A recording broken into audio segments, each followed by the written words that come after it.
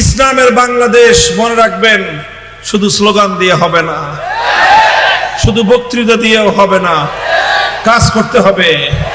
করবেন তো ইনশাআল্লাহ? প্রথমে ঘাম ঝরানো মেহনত করতে হবে, মানুষের কাছে কাছে দাওয়াত পৌঁছান, গোটা বাংলাদেশের তরুণ প্রজন্মকে বিশেষভাবে সংগঠিত করুন, আর এর জন্য আপনারা মাথার ঘাম পায়ে ফেলে মেহনত করুন। করবেন তো ইনশাআল্লাহ? শুধু ঘাম দিয়ে হবে না, এরপরে রাতের অন্ধকারে চোখের অশ্রু দিয়ে আল্লাহর কাছে সাহায্য চাইতে হবে। দিবেন তো চোখের অশ্রু? এভাবে ঘাম আর অশ্রু দিতে দিতে যখন বিপ্লবের জন্য মাটি উর্বর হয়ে পড়বে, তখন প্রয়োজন হবে শাহাদাতের রক্তের। শাহাদাতের রক্তের প্রয়োজন হবে।